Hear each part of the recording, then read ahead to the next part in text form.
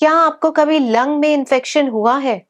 क्या आप जानते हैं कि स्ट्रेप्टोकोकस निमोनिया या फिर न्यूमोकोकल डिजीजेस क्या है? आइए आज इसके बारे में डिस्कस करते हैं।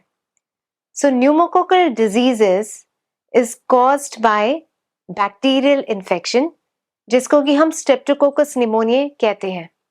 लंग में जो इन्फेक्शंस होती हैं उसका सबसे कॉमन कॉज स्ट्रेप्टोकोकस निमोनिया होता है। ये एक इन्फेक्शन है लंग्स का जिसमें कि बहुत ज्यादा लोगों की जानें जाती है। स्ट्रेप्टोकोकस निमोनिया एक बैक्टीरियल इन्फेक्शन है जो कि ना सिर्फ लंग में इन्फेक्शन कराता है बल्कि कई बार साइनोसाइटिस, जिसमें कि सिर दर्द होना या फिर नाक बंद हो जाना, इसके अलावा ओटाइटिस मीडिया जिसमें कि ईयर में पेन होना या फिर डिस्चार्ज होना, और इसके अलावा pneumonia in the lungs, lung में इन्फेक्शन और कई बार लंग में पस पड़ जाना भी हो सकता है बिकॉज ऑफ न्यूमोकोकल डिजीजेस। अगर ये इन्फेक्शन और सीवियर हुआ तो ये बैक्टीरिया लंग से ब्लड स्ट्रीम में जाके फिर दूसरे ऑर्गन में प्रेजेंट कर सकता है और ये अफेक्ट कर सकता है ब्रेन को, जिसमें कि मेनिंजाइटिस या फिर कई बार abscess formation in the brain भी हो सकते हैं। एंड बहुत सीवियर कंडीशंस में इवन जॉइंट इन्फेक्शन या फिर हार्ट का इन्फेक्शन भी न्यूमोकोकल डिजीजेस से हो सकता है। तो ये बैक्टीरिया कैसे फैलता है और ये कहाँ होता है? सो नॉर्मली ये बैक्टीरिया हमारे नेसोफैरिंग्स, जो कि नाक और फैरिंग्स के बीच की जगह है, उसमें रहता है। Close to 50% people in the community have this bacteria in the throat, in the nasopharynx. ये सभी में इन्फेक्शन या एक्टिव डिजीज नहीं होता है बट ये स्प्रेड कर सकता है, स्पेशली अगर क्राउडेड प्लेसेस है या फिर क्लोज कांटेक्ट है किसी ऐसी व्यक्ति के साथ में जिसके नेसोफैरिंग्स में बैक्टीरिया है। So this can spread from one person to another person.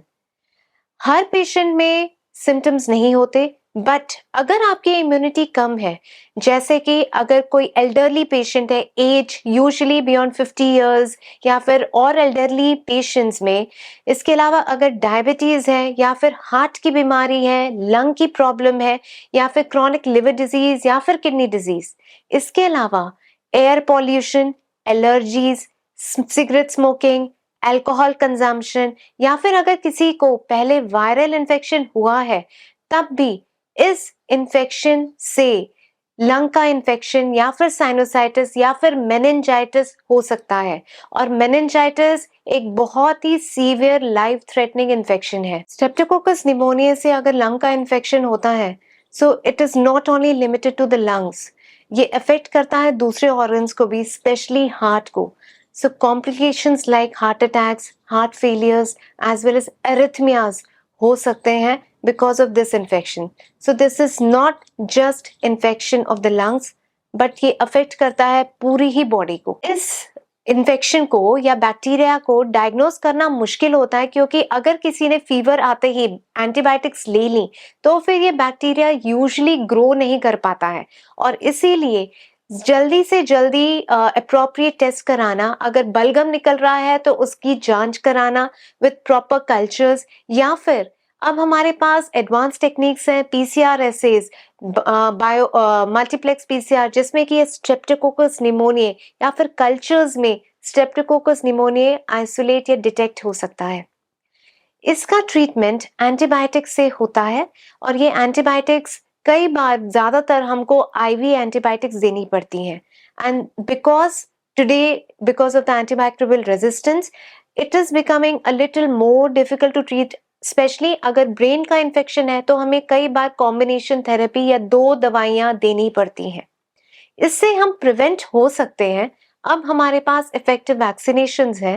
पहले देयर वाज पॉलीसैकेराइड वैक्सीन और अब हमारे पास कॉन्जुगेट वैक्सीन है, जिसको लगाने से ये बैक्टीरिया एक तो थ्रोट में भी कम हो जाता है और दूसरा इसकी severity as well as infection होने के चांसेस भी कम हो जाते हैं। इन्फ्लुएंजा की तरह वैक्सीन है बट इन्फ्लुएंजा की तरह एनुअल शॉट नहीं है। Conjugate vaccine for the pneumococcal diseases is once in a lifetime vaccination.